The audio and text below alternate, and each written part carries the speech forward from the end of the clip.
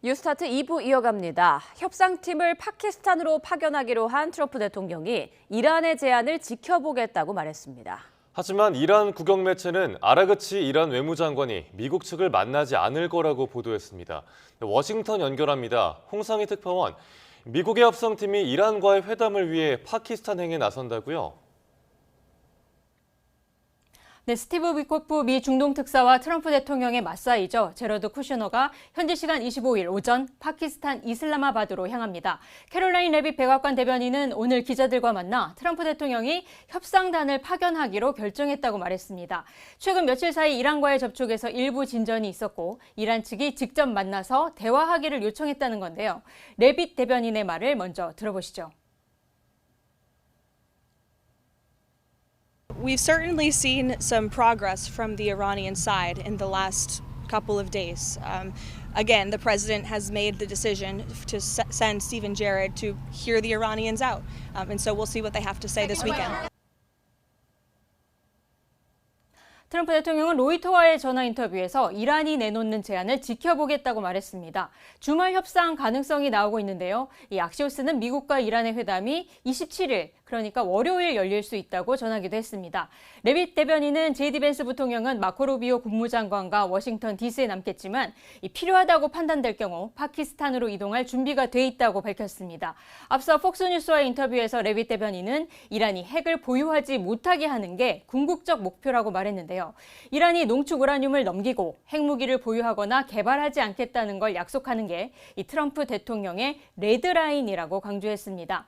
앞서 미국과 이란은 지난 11일 파키스탄의 중재로 1차 종전 협상에 나섰지만 이 핵심 쟁점인 이란의 핵 보유 포기와 또 농축 우라늄 방출 등을 놓고 합의에 이르지 못해 결렬됐습니다. 지난 21일에는 이란이 미국의 해상 봉쇄에 반발하면서 2차 협상이 불발됐고 또 트럼프 대통령은 2주 휴전 종료를 하루 앞두고 휴전 연장을 선언했죠. 이 파키스탄에서 2차 협상이 재개될 경우 이란 핵 문제와 함께 호르무즈 해협에서의 맞봉쇄를 놓고 양측의 치열한 기싸움이 예상되고 있습니다. 네, 그런데 이란 국영방송은 아라그치 외무장관이 이번엔 미국과 만나지 않을 것이다, 이렇게 보도했다고요? 네, 이란 국영방송은 아바스 아라그치 이란 외무장관이 미국과 만나지 않는다고 보도했습니다. 이란 국영 IRIB 방송은 아라그치 장관이 파키스탄 이슬라마바드에 도착했다면서도 일각의 추측과 달리 이번 순방 기간에는 미국 측과 만날 예정이 없다고 전했습니다. 그러면서 파키스탄은 분쟁 종식에 대한 고려 사항을 전달하는 가교 역할을 하고 있다고 밝혔는데요. IRNA, 이란 국영통신사도 아라그치 장관이 파키스탄에서 양국이 긴밀한 공조를 강화하고 최근 급변하는 영내 정세에 대한 의견을 교환할 거라고만 보도했습니다. 또 파키스탄 정부 지도자와 만나 경제 안보 등 양자 협력 방안을 논의하고 안보 사항을 포함한 국제적 이슈에 대해 심도 있는 협의를 진행할 거라고 전했습니다. 이란이 협상에서 주도권을 잡기 위해서 미국을 압박하기 위한 전략일 가능성이 있어 보이는데요. 이번 주말 미국과의 2차 협상 성사 여부에도 관심이 모아지고 있습니다. 네, 이런 가운데 미 국방장관은 대이란 해상 봉쇄를 강화하겠다면서 이란을 압박했죠. 네, 이곳 시간으로 오늘 오전 펜타곤에서 전황 브리핑이 있었습니다. 피트 헤그세스 미 국방장관은 이란에 대한 해상 봉쇄가 전 세계로 확대되고 있다고 강조했는데요.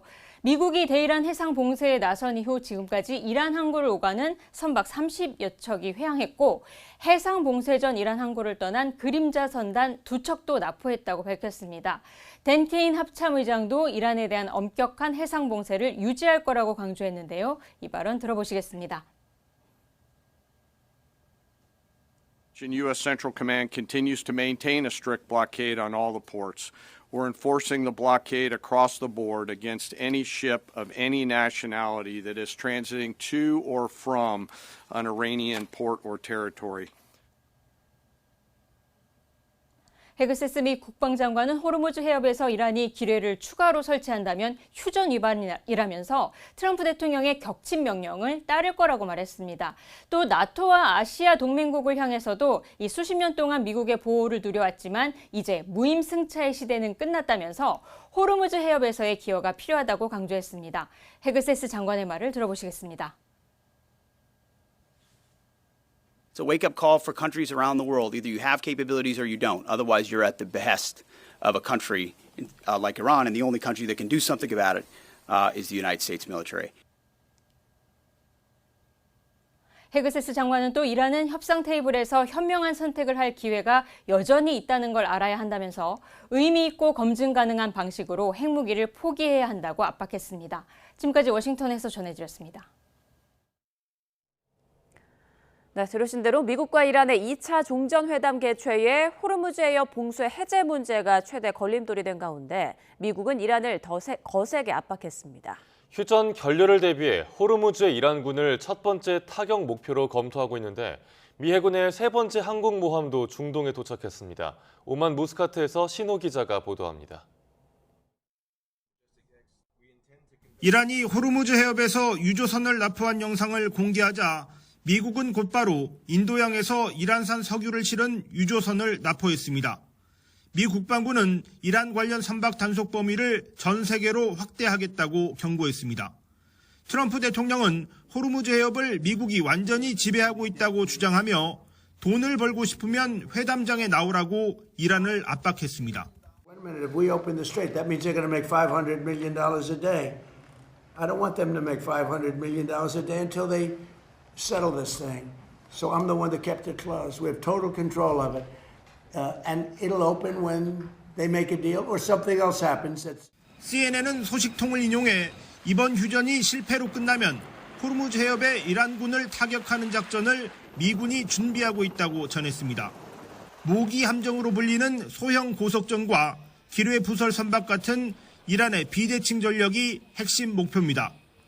미국은 조지 H.W. 부시 항공모함의 중동 작전구역 진입도 발표했습니다. 이번 전쟁 초기부터 투입된 에이브러험 링컨함과 제럴드 R. 포드함에 이어 세 번째 항공모함입니다. 반대로 이란 언론은 미국의 제재 대상인 유조선이 봉쇄를 뚫고 호르무즈 해협 안으로 들어왔다는 보도를 내놨습니다.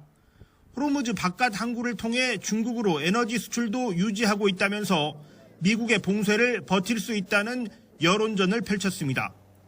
이란은 이번 주말부터 테헤란의 호메이니 국제공항에서 이스탄불과 무스카트, 베이징을 오가는 항공편도 재개하기로 했습니다.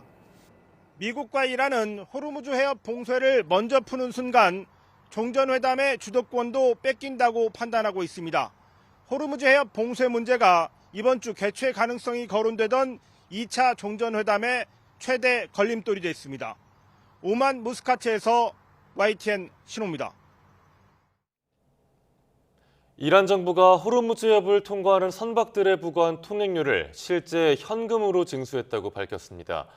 이란 현지 언론들에 따르면 이란 중앙은행은 최근 호르무즈 해협 통행료가 경제재무부 계좌에 처음으로 예치됐음을 확인하고 일각에서 제기된 암호화폐 결제서를 정면 부인했습니다. 정확한 징수 액수는 공개되지 않았지만 업계에서는 초대형 유조선의 경우 한 번 통과할 때마다 우리 돈 약 30억 원에 달하는 비용을 지불해야 할 걸로 추정하고 있습니다. 유럽 지도자들이 중동 사태에 따른 호르무즈 해협 폐쇄 등 위기 상황 타개를 위해 대이란 제재 완화 카드를 논의했지만 이견을 확인하고 결론을 내지 못했습니다. 현지 시간 24일 프리드리 메르츠 독일 총리는 키프로스에서 열린 기자회견에서 이란이 양보할 의지가 있다면 유럽연합이 제재를 완화할 수 있다고 밝혔습니다. 그는 이는 궁극적으로 지속적인 휴전으로 이어질 수 있도록 할 수 있으며 EU 정상회의에서 반대하는 사람은 없었다고 말했습니다. 하지만 안토니오 코스타 EU 정상회의 상임의장과 우르줄라 폰데어라이엔 EU 집행위원장은 공동 기자회견에서 이란에 대한 제재 완화를 논의하기에는 아직 너무 이르다며 신중한 입장을 보였습니다. 이란 전쟁이 발발한 지 2달을 향해 가면서 미국과 이란 양국 모두 물러설 수 없는 시간의 덫에 갇혔습니다. 법적 시한에 쫓기는 트럼프 대통령과 경제적 질식 상태에 빠진 이란 모두 벼랑 끝에 몰려 있습니다. 권영희 기자가 보도합니다. 트럼프 미국 대통령의 시기는 일주일 뒤인 5월 1일을 정조준하고 있습니다. 대통령이 의회 승인 없이 군사력을 동원할 수 있는 법적 마지노선 60일이 바로 이날 끝납니다. 1973년 제정된 전쟁 권한법이 트럼프 대통령의 무력 행사에 강력한 법적 제동을 걸고 나선 셈입니다. 야당은 물론 여당인 공화당 내부에서도 법적 근거 없는 전쟁 연장에 반대하는 이탈표가 나오기 시작했습니다. 트럼프 대통령은 연일 시간 압박은 없다고 강변하지만 의회와의 정면 충돌을 피하기 위한 행정부 내부의 고심은 깊어지고 있습니다. I think Congress is the only ones that has the ability to declare war on another country. I think Trump is acting without proper authorization. 이란의 시계 역시 경제적 파산이라는 최악의 결말을 향해 빠르게 달려가고 있습니다. 미국의 호르무즈 역봉쇄로 생명줄인 원유 수출길이 막히면서 이란 경제는 사실상 마비 상태에 빠졌습니다. 특히 핵심 거점인 하르그 섬에 저장 탱크가 가득 차면서 이제는 유전을 아예 폐쇄해야 할 절박한 처지에 놓였습니다. 원유를 뽑아내도 담을 곳이 없는 물리적 한계가 이란 지도부의 숨통을 조이고 있습니다. I don't want them to make $500 million a day until they settle this thing. So I'm the one that kept it closed. We have total control of it. 미 행정부는 이 틈을 타 30조 원 규모의 동결 자산 해제라는 파격적인 경제적 당근을 제시하며 종전을 압박하고 있습니다. 하지만 이란 강경파가 배수의 진을 치고 있는 데다 법적 절차보다 실리를 앞세우는 트럼프 대통령이 60일 시한을 그대로 따를 가능성은 낮아 보입니다.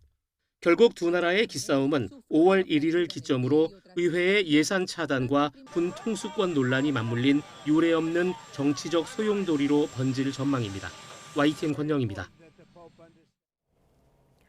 트럼프 대통령의 중재로 레바논 휴전이 3주간 연장됐지만 이스라엘군과 헤즈볼라 간 무력 공방은 계속되고 있습니다. 네타냐후 이스라엘 총리는 친이란 무장정파 헤즈볼라가 이스라엘과 레바논 간 평화협상을 방해하고 있다고 주장하며 휴전 중에도 응징할 수 있다고 했습니다. 한상욱 기자입니다.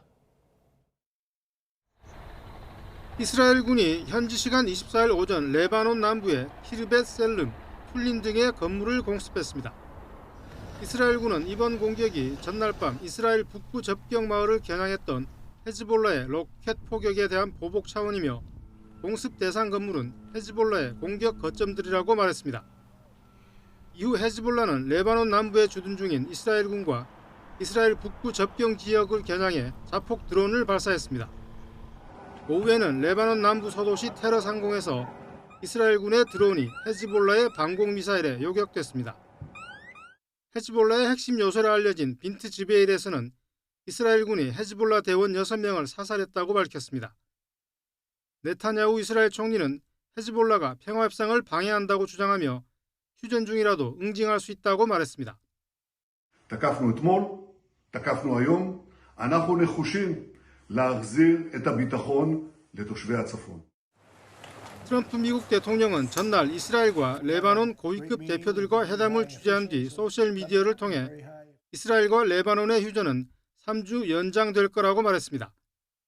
이스라엘과 레바논은 트럼프 대통령의 주재로 18일부터 열흘간 휴전에 돌입했지만 이후에도 이스라엘군과 헤즈볼라 간 무력 충돌은 계속 이어지고 있습니다. YTN 한상욱입니다.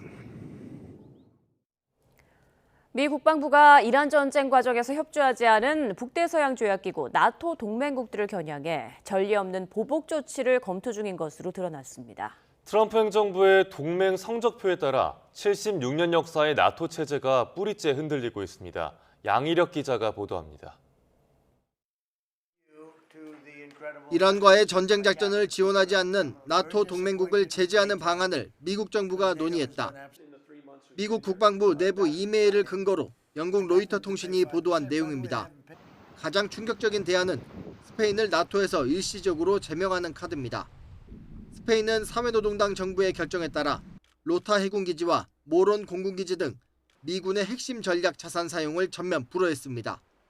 또 미국은 협력을 거부한 영국을 압박하기 위해 아르헨티나와 분쟁 중인 포클랜드 제도의 영유권 지지를 처리하는 방안까지 검토 대상에 올렸습니다. 그러나 이번 전쟁에 비협조적인 국가들을 나토 주요 직책에서 배제하는 방안을 구상하고 있지만 미국의 나토 탈퇴나 유럽 주둔국 감축 같은 내용은 담기지 않은 것으로 알려졌습니다. 앞서 백악관이 나토 회원국들을 기여도에 따라 착한 동맹국, 나쁜 동맹국으로 분류했다는 미 폴리티코 보도에서 한 발 더 나아간 조치로 풀이됩니다. 도널드 트럼프 미국 대통령은 지난 2월 이란 전쟁 시작 이후 나토 동맹국을 향해 온라인, 오프라인을 가리지 않고 거센 비판을 이어왔습니다. 호르무즈 해협에 해군을 파견하지 않는 등 지원에 소극적이라는 게 주된 이유였습니다. We've had great support from countries in the Middle East, great support, but we've had no support from, essentially, no support from NATO.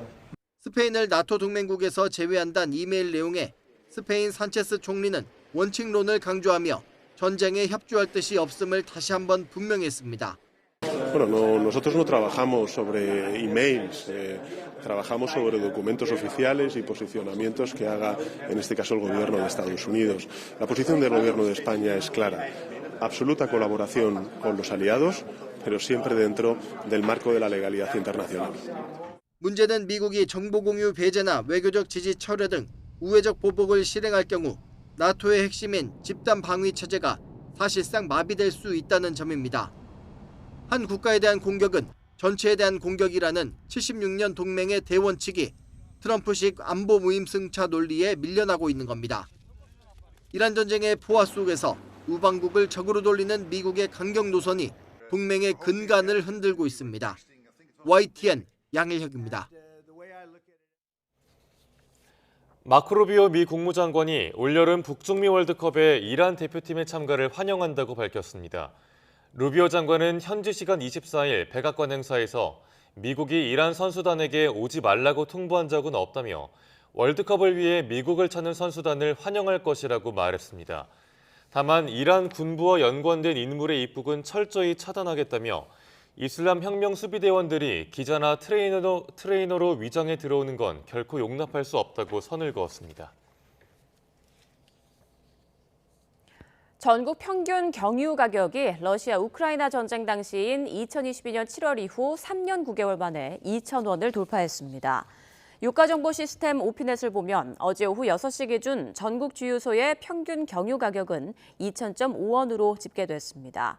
또 오늘 새벽 5시 기준 전국 평균 경유값은 2,076원으로 상승세를 이어가고 있고 서울 지역 경유값은 평균 2,031.75원을 기록하고 있습니다. 전국 평균 휘발유 값은 2,006.88원, 서울 평균은 2,044.91원으로 오름세가 이어지고 있습니다. 다음 달 국내선 유류 할증료가 4배 넘게 폭등한다는 소식에 제주행 항공권 예약이 빗발치고 있습니다. 요금이 더 오르기 전에 예약을 서두르는 이른바 막차 예약 수요가 몰리면서 5월 징검다리 연휴 기간 항공권과 숙박시설은 이미 동이 났습니다. 보도에 KCTV 제주방송 김지우 기자입니다. 제주국제공항 도착 대합실이 북적입니다. 가벼운 옷차림의 단체 관광객부터 가족 단위 여행객까지 게이트를 빠져나오는 관광객들의 표정에는 설렘이 가득합니다. 올 들어 제주를 찾은 관광객은 지난해 같은 기간보다 15% 증가했습니다.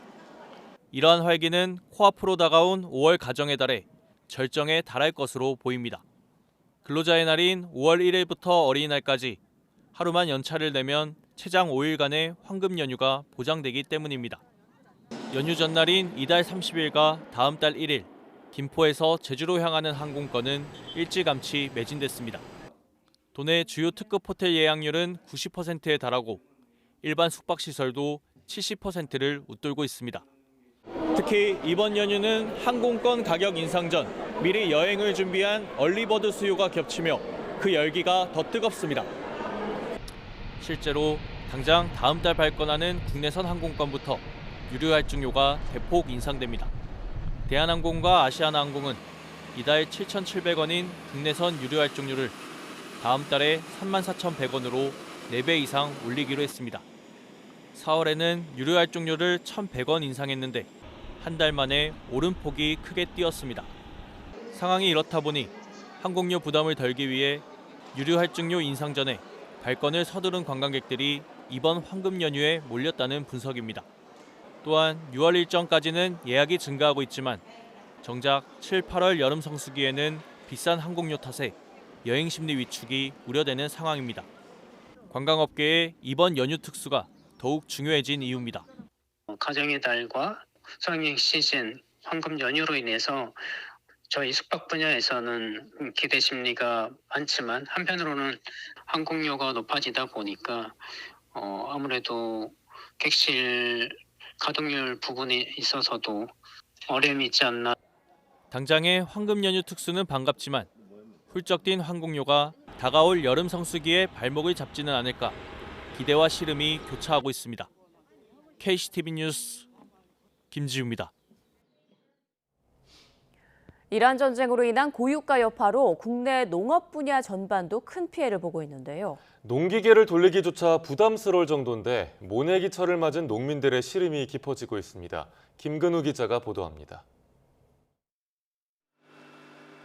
농민이 이양기에 타고 논 위를 부지런히 오갑니다. 지나간 자리마다 파릇파릇한 모가 줄지어 자리를 잡습니다. 봄과 함께 찾아온 영농철 쌀 농가에서 올해 첫 모내기가 시작됐습니다. 한 해 농사를 시작하는 기쁜 시기지만 농민들의 표정이 밝지만은 않습니다. 파종부터 수확까지 벼농사는 거의 모든 과정에 휘발유나 경유를 쓰는 농기계가 필요한데 전쟁 여파로 기름값이 무섭게 치솟았기 때문입니다. 이 농가 한 곳에서 1년 동안 쓰는 농업용 면세 경유만 6,000리터에 달하는데 평균 가격이 올해 초 리터당 1,100원대에서 최근 1,490원대까지 올랐습니다. 여기에 화학비료나 비닐 같은 농업용 자재 가격과 운송비도 함께 오르며 생산 비용이 작년보다 20% 이상 더 들 것으로 보입니다.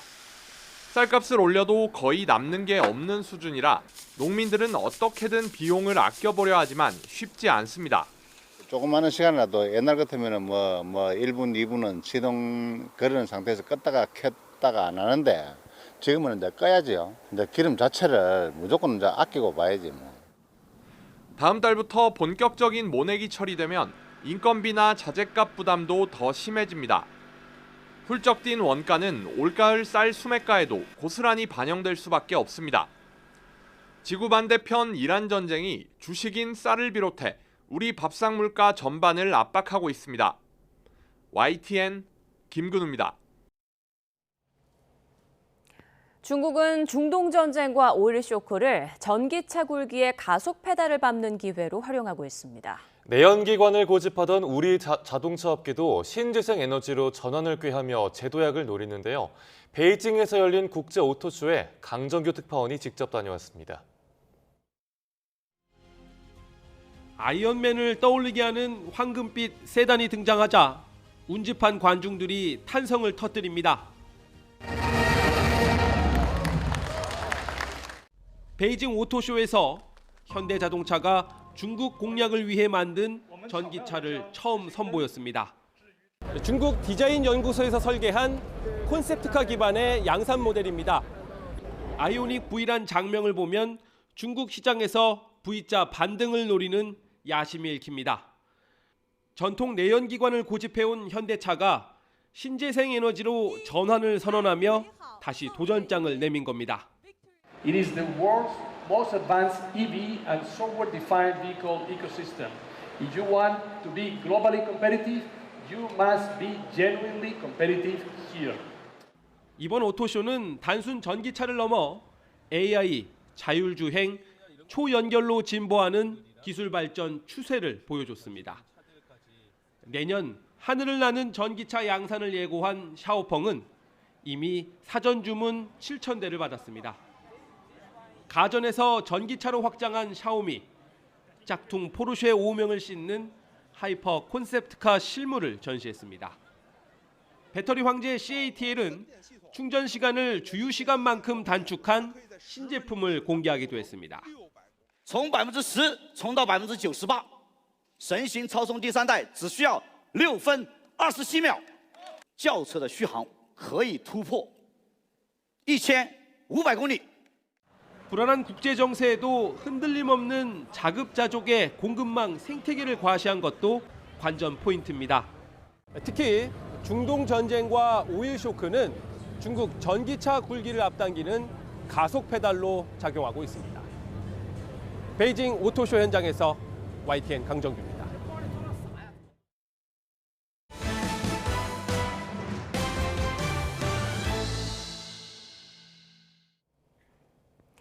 이재명 대통령의 지지율이 고공행진을 이어가면서 한 달여 남은 지방선거에서 여당에 유리한 정치적 환경이 조성되고 있습니다. 다만 잡음이 나오는 한미동맹부터 부동산 문제 그리고 중동 전쟁이 막판 변수가 될 수 있다는 관측이 나옵니다. 정인용 기자입니다. 최근 한 달간 MBS 여론조사에서 이재명 대통령의 지지율은 거의 70%에 이르고 있습니다. 같은 기관이 실시한 여론조사에서 3번 연속 취임 이후 최고치를 유지했습니다. 반면 제1야당 국민의힘은 출범 이후 최저치를 기록했고 더불어민주당은 상승 흐름을 보였습니다. 여야 격차에 이 대통령 국정 지지율까지 더해지면서 50일도 남지 않은 6월 지방선거의 표심은 어느 정도 예측이 가능한 상황입니다. 다만 변수도 남아 있습니다. 최근 정동영 통일부 장관의 북한 핵시설 기밀 누설 논란으로 촉발된 한미동맹 균열 가능성이 우선 정치권 이슈로 떠오르고 있습니다. 여당은 장동혁 국민의힘 대표의 방미 빈손기국을 덮기 위한 공세라고 깎아내리지만 야당은 심각한 문제라며 장관 해임 건의안까지 들고 나왔습니다. 국민의힘이 정보 유출이니 안보 참사니 침소 봉대하고 있습니다. 비밀도 아니고 민감한 정보도 아닙니다. 우리 측에 지금 열흘 넘게 정보 공유 제한이 지금 이어지고 있는 상태입니다. 이 사태를 그냥 방치하면서 두고 볼 수가 없는. 또 하나는 부동산 문제입니다. 이 대통령이 화두로 던진 장기 보유 특별공제 개편 필요성을 야당이 부동산 세금 폭탄으로 규정하며 판을 키우고 있는 겁니다. 집값은 정부가 올려놓고 세금으로 몽땅 다시 뜯어가겠다는 겁니다. 부동산 세제는 수도권 민심을 좌우할 민감한 현안인 만큼 정부 여당은 아직 결정된 바 없고 투자 투기용 부동산에 대한 문제의식이라며 곧바로 진화에 나섰습니다. 다양한 국민적 의견이 있다는 걸 저희들 알고 지금 잘 듣고 있는 상황입니다. 결정된 바 없습니다. 중동전쟁 여파 장기화로 민생경제 충격이 커질 수 있다는 전망이 나오는 것도 정부 여당엔 부담이 될 수 있습니다. 하지만 선제적 정책에 따른 물가 억제 효과가 통계로 증명됐고 대체 공급선으로 원유를 들여오는 등 위기 대응 능력이 부각되면서 오히려 선거에 유리하게 작용하고 있다는 분석도 나오고 있습니다. YTN 정인용입니다. 더불어민주당 정청래 지도부가 보궐선거 전략공천 이튿날 인천을 찾아 송영길, 김남준 후보 띄우기에 나섰습니다. 또 서울시장에 도전하는 정원호 후보도 지원 사격했습니다. 양동훈 기자입니다. 막 동이 트는 새벽 5시 반, 민주당 지도부가 지하철 차량 기지로 들어섭니다. 40여일 만에 다시 찾은 인천에서 정청래 대표는 박찬대 인천시장 후보와 함께 지하철을 쓸고 닦으며 브로맨스를 뽐냈습니다. 시커멓게 묻어나오네. 실제로 먼지가 있네, 여기. 이어 찾은 LNG 가스 생산 기지에서는 중동 사태로 인한 애로사항을 듣고 국민이 에너지 수급 불안에 떨지 않도록 노력해달라고 당부했습니다. 연수구에서 열린 최고위원회 주인공은 전날 전략공천을 확정한 두 후보였습니다. 확실한 필승 카드는 아무래도 송영길밖에 없다. 이재명 대통령이 있기까지 김남준의 공로가 어찌 작다할 수 있겠습니까? 30년 넘게 산 계양을 넘겨준 송영길 전 대표는 후임 자격인 김남준 전 청와대 대변인과 덕담을 주고받았습니다. 우리 김남준 후보 승리도 같이 함께할 수 있도록 노력하겠습니다. 고맙습니다. 계양에 대한 애정을 지니신 송 대표님께 누가 되지 않도록 해야 되겠다. 지도부는 서울까지 보폭을 넓혔습니다. 문재인 이재명 대통령의 구두이자 청각장애인이 만드는 수제화 매장을 찾아 정원호 서울시장 후보 지원 사격에 나선 겁니다. 민주당의 오랜 주류 유시민 작가도 자리했습니다. 화이팅! 화이팅! 이광재 전 강원지사와 김남국 대변인 등의 수도권 재보선 교통정리와 함께 김용 전 민주연구원 부원장의 공천 여부도 다음 주 윤곽을 드러낼 것으로 관측됩니다. YTN 양동훈입니다. 방미 일정 이후 지속적으로 거취 압박을 받아온 국민의힘 장동혁 대표가 사퇴론에 선을 그었습니다. 하지만 친한계를 비롯한 당 내부에선 권위가 이미 떨어졌다는 비판이 쏟아졌습니다. 박희재 기자가 보도합니다. 예정에 없던 기자회견을 자청한 국민의힘 장동혁 대표는 창당 최저인 15%로 추락한 여론조사는 내부 갈등으로 당력이 하나로 보이지 못한 탓이라고 언급했습니다. 당 안팎의 사퇴 요구에 대해서는 알쏭달쏭 이렇게 말했습니다.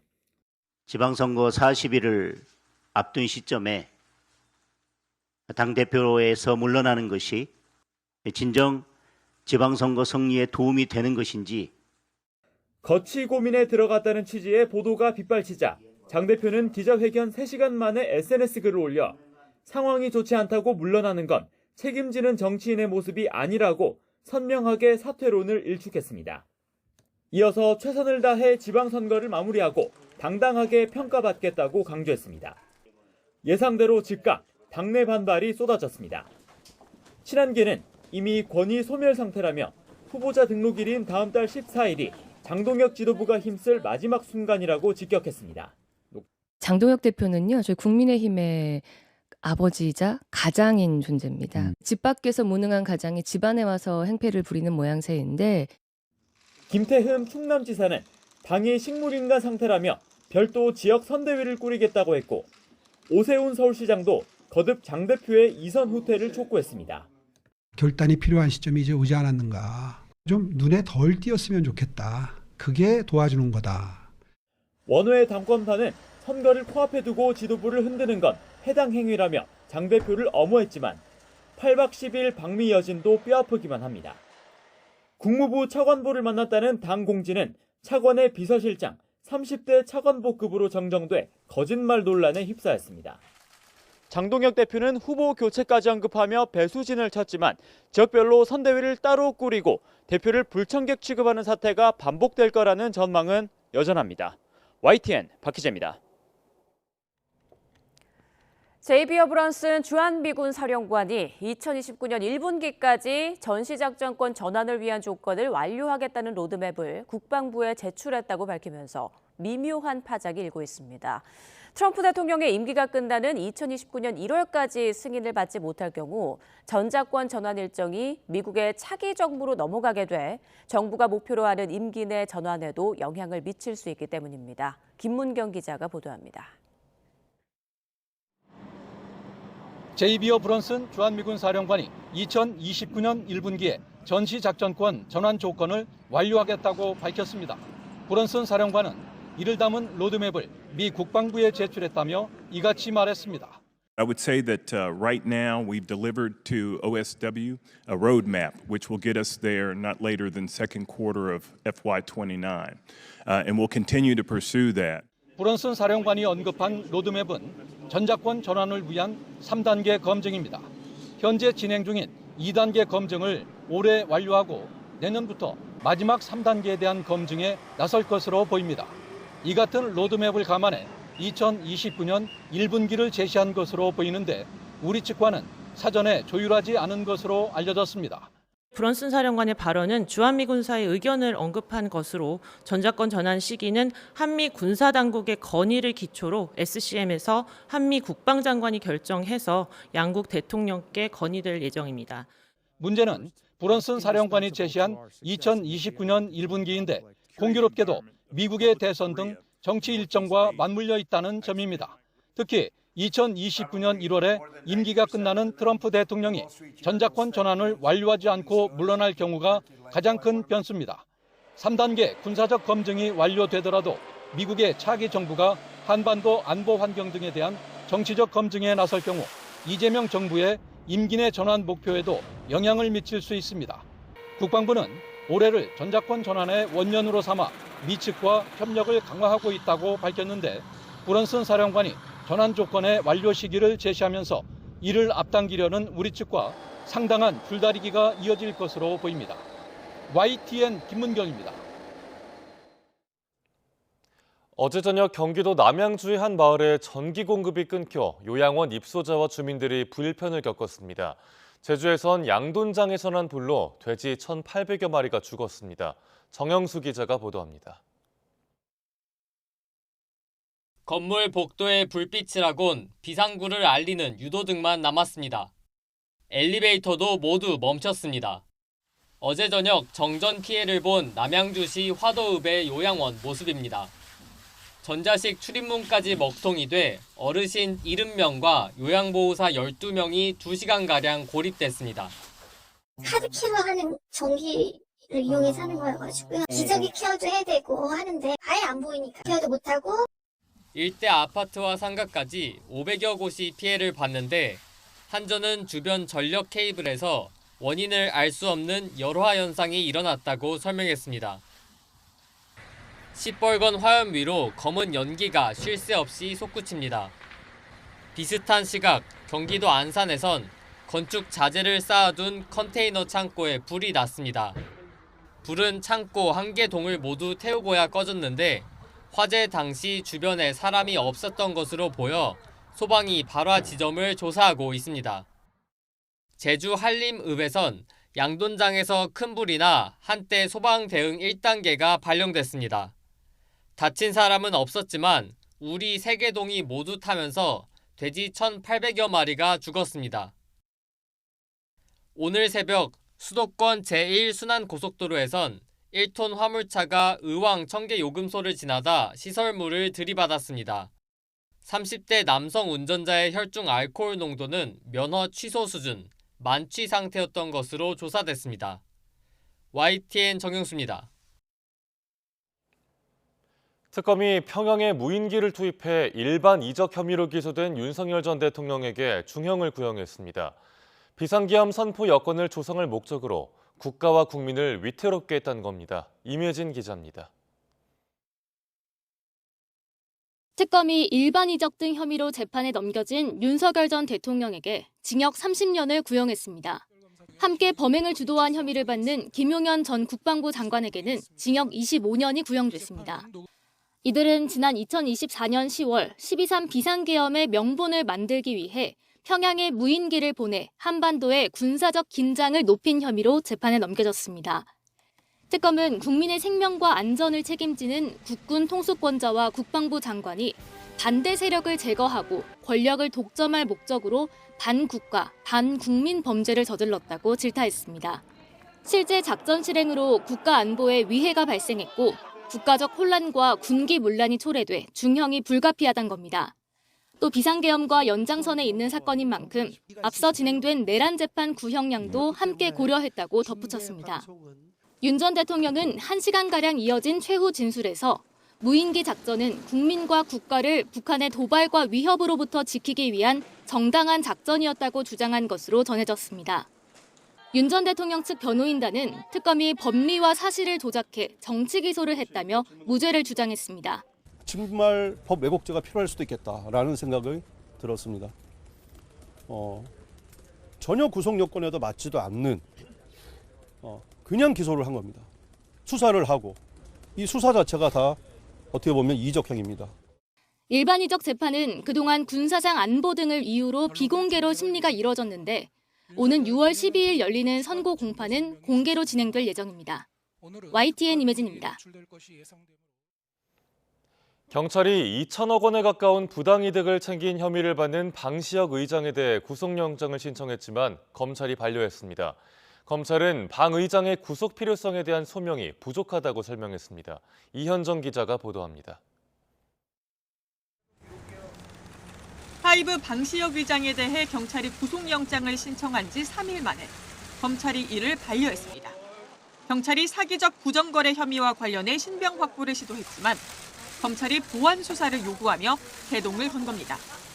검찰은 현재 경찰 수사 단계에서는 방 의장을 구속해야 할 필요성에 대한 소명이 부족하다고 판단했습니다. 나름 자신했던 경찰은 일단 따로 입장은 내지 않은 채 검찰이 자세한 판단 사유를 파악한 뒤 영장 재신청 여부를 포함한 후속 조치를 결정하겠다고 밝혔습니다. 앞서 경찰은 방 의장이 투자자들을 속여 얻은 것으로 의심되는 부당이득이 1,900억 원대에 이르는 만큼 사안이 중대하다고 봤습니다. 특히 방 의장이 수사 직전 휴대전화를 교체하고 기업 공개 직후엔 사내 메신저 프로그램을 바꾸는 등 핵심 증거를 은닉하려 한 정황 역시 신병 확보가 필요하다고 본 이유였습니다.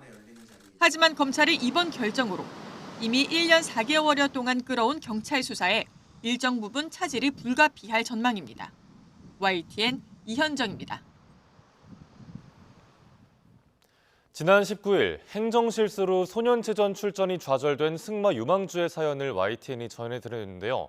이런 억울한 사례가 다른 지역에서도 반복되며 체육 행정의 민낯을 드러내고 있습니다. 전문가들은 검증 체계와 구제 절차 마련이 시급하다고 지적하고 있습니다. 고재형 기자가 취재했습니다. 제주 승마 유소년 국가대표를 포함해 행정 실수로 인한 선수 누락 사태가 전국적으로 잇따르고 있습니다. 행정착오로 수년간의 노력이 물거품이 됐지만 정작 선수나 학부모에게는 사전 확인이나 정정 기회조차 주어지지 않았습니다. 기한을 우리도 알았다면 제가 왜 없는데 이상하다 하고 문의드렸을 수 있는 부분인데 그조차도 없었잖아요. 그래서 이런 걸 좀 행정적으로 좀 더 디테일하게 그리고 좀 아이의 마음에서 좀 바라봐 주셔야 되는데 이거는 그냥 어른들이 근무 태만인 거죠. 이번 사태는 종목단체와 체육회의 다단계 검증 체계가 형식적인 확인에만 그치고 있다는 사실을 여실히 드러냈습니다. 더 큰 문제는 명백한 행정과실이 입증되더라도 선수를 즉각 구제할 수 있는 유연한 규정이 아예 없다는 점입니다. 유독 이 스포츠 현장에서는 또 그런 억울한 일을 당하는 선수들이 구제하는 절차나 이런 것들이 또 명확하게 이렇게 마련이 안 되어 있어가지고 그런 혼선들을 빚고 있는 것 같습니다. 결국 사람의 실수를 원천 차단하기 위해서는 관리 방식의 근본적인 체질 개선이 필요합니다. 학부모가 직접 등록 명단을 검증하는 기관을 규정화하고 정보화 시스템을 고도화해 인적 오류를 걸러내야 한다는 지적입니다. AI 시대에 발맞춰서 기금 지원이라든지 이런 예산 지원을 통해서 좀 선진화된 정보화 시스템을 좀 구축해야 되지 않나 그렇게 생각됩니다.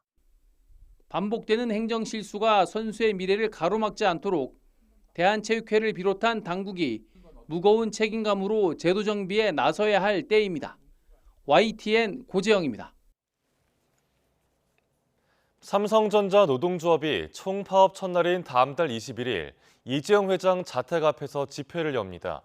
삼성전자 초기업 노조는 어제 서울 용산경찰서에 다음 달 21일 오후 1시 한남동 이재용 회장 자택 앞 집회를 열겠다고 신고했습니다. 노조 관계자는 총파업 계획과 참여 인원을 공개하는 기자회견 형식으로 진행할 예정이라고 밝혔습니다. 노조는 성과급 상한 폐지 제도화를 촉구하며 다음 달 21일부터 6월 7일까지 총파업을 예고하고 있습니다.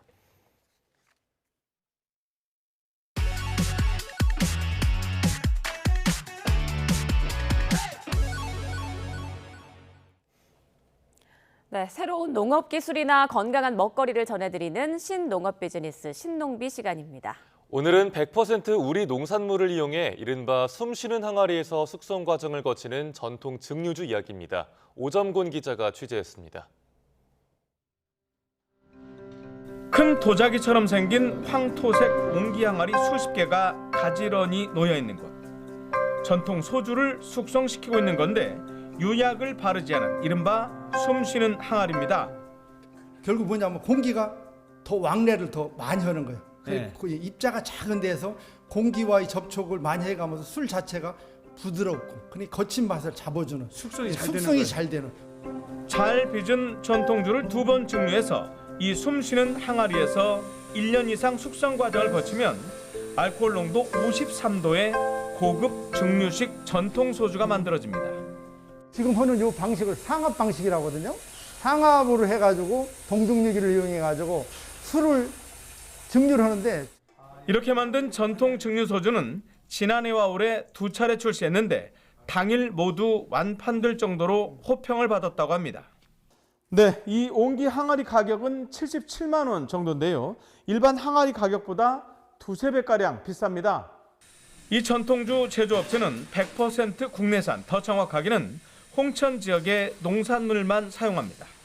쌀과 누룩 그리고 청정약수 이 3가지로만 전통주를 담그는데 인공 감미료는 사용하지 않습니다.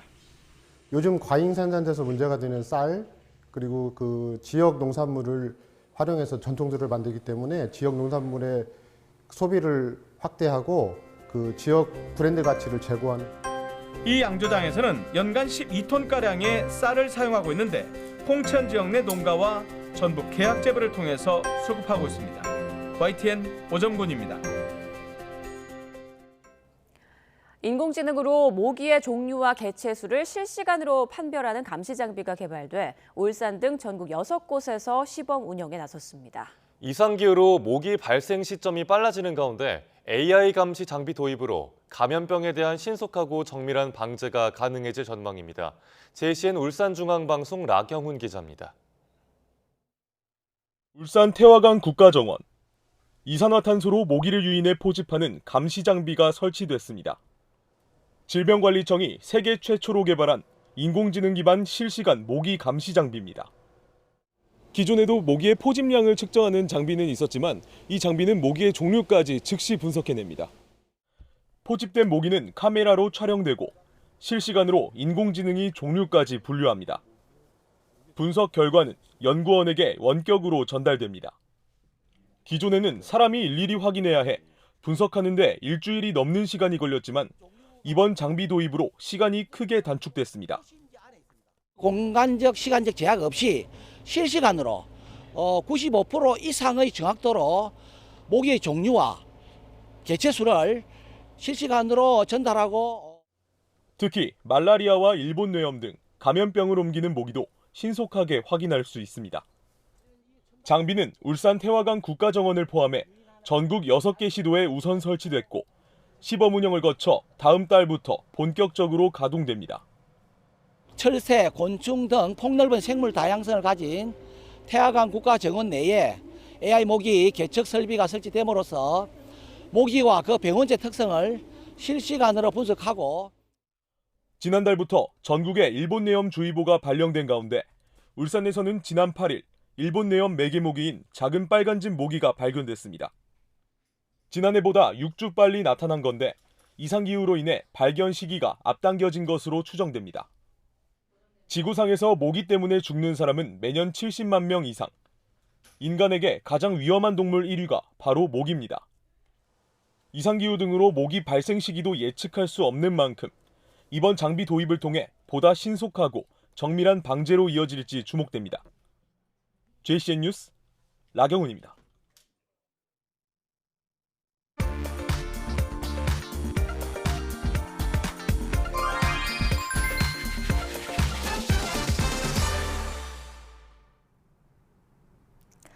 이번 주말엔 곳곳에서 봄 기온이 느끼기 좋겠습니다. 고속도로를 이용하는 차량도 지난 주말보다 많아질 것으로 보이는 만큼 소요 시간도 그만큼 더 증가할 텐데요.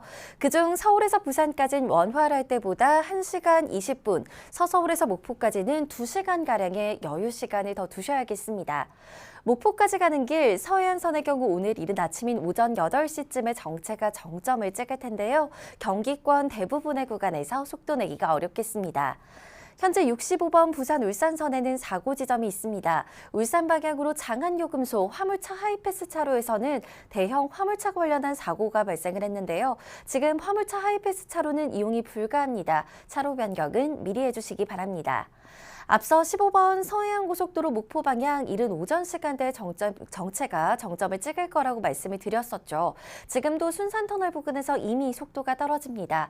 다행히 아직까진 나머지 구간들에서는 이동하는 데 큰 어려움이 없겠고요.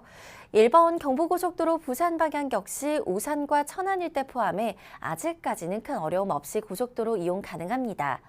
강원권으로 가는 길 52번 고속도로는 원주 방향 초월 부근에서 짧은 정체가 시작됐고요.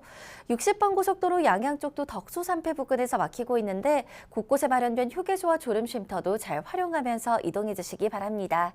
전방 주시 잘해 주시고요. 고속도로 교통방송 김정희였습니다.